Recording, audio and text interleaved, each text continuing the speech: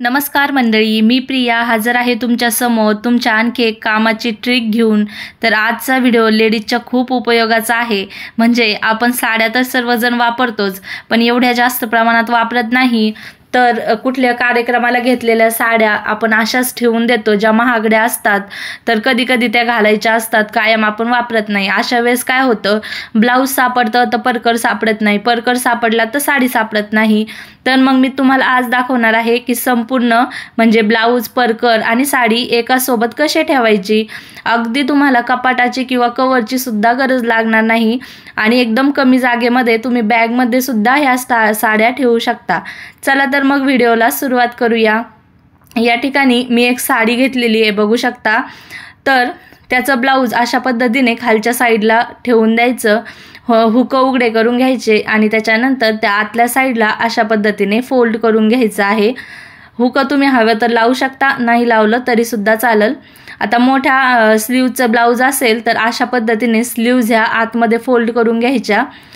छोटा असेल तरी पण तुम्ही असंच पद्धतीने करू शकता। आता जो साडीचा आपण वरचा थोडा भाग ठेवला होता तो भाग आपल्याला ह्या ब्लाऊजवरती टाकून घ्यायचा आहे। अशा पद्धतीने त्याचा जो परकर आहे तो सुद्धा तुम्ही इथं वरती ठेवू शकता किंवा जिथं ब्लाऊज ठेवलंय आतल्या साईडला तिथं परकर मी या ठिकाणी ठेवून घेतलेला आहे।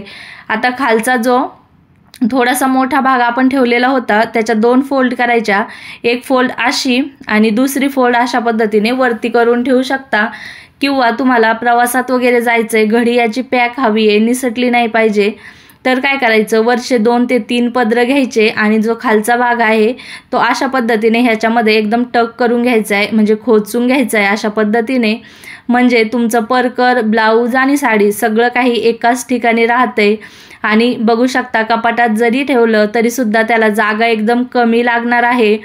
तर अशा पद्धतीने तुम्ही साडीची ही घडी नक्कीच घालू शकता, बघू शकता, आणि छोटी सुद्धा झालेली आहे।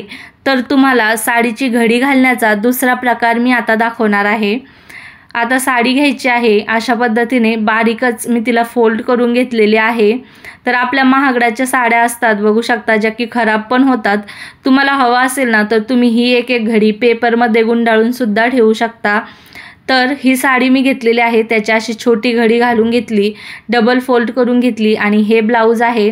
हुक वगैरे लावून घ्यायचं म्हणजे घडी त्याची छोटी होते, कुठून बाहेर निसटत नाही।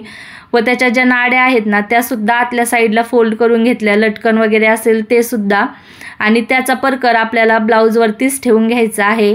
आणि जी वरची ओपन साईडची घडी आहे काठाची ती खालच्या साईडला फोल्ड करून घ्यायची आणि खाली राहिलेली जी घडी आहे ती अशा पद्धतीने वरचे 2 ते 3 पदर घ्यायचे आणि अशा पद्धतीने ते सुद्धा आतमध्ये टक करून द्यायचे, म्हणजे खोचून घ्यायचे आहेत। एकदम घट्ट, एकदम पॅक अशी ही घडी होते।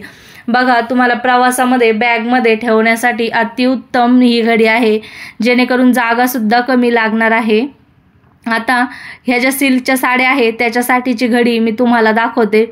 महागाच्या आपल्या साड्या असतात, खराब होण्याची सुद्धा भीती असते व ब्लाऊज, परकर आणि हे संपूर्ण एकाच वेळेस आपल्याला भेटावं ह्यासाठी ही खूप उपयुक्त अशी ट्रिक आहे।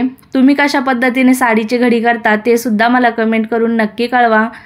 अशा पद्धतीने साडीची घडी ब्लाऊजमध्ये मी टाकून घेतलेली आहे व जे काही लटकन, नाड्या वगैरे असेल ते आतल्या साईडला मी घालून दिलेला आहे। व खालचा जो मोठा घडीचा भाग राहिलेला आहे त्याला अशा पद्धतीने एक फोल्ड केली, नंतर दुसरी फोल्ड तुम्ही अशी खाली सुद्धा ठेवू शकता किंवा तुम्ही आतल्या साईडला सुद्धा टक करून घेऊ शकता। आणि जो नाड्याचा भाग आहे म्हणजे ज्या काही नाड्या आहेत त्या अशा पद्धतीने बांधून घ्यायच्या आणि आत ठेवायचं, म्हणजे हे दिसण्यासाठी खूप छान दिसतं आणि ब्लाऊज, परकर, साडी हे सगळं काही एकाच ठिकाणी राहतं। तर मी तुम्हाला 3 पद्धतीने साड्याच्या घड्या कशा घालायच्या ते दाखवलेलं आहे। तुम्हाला कुठली पद्धत सगळ्यात जास्त आवडली मला ते कमेंट करून नक्कीच कळवा। आणि माझी मेहनत तुमच्यापर्यंत पोहोचली असेल तर व्हिडिओला लाईक, शेअर आणि आपल्या चॅनलला सबस्क्राईब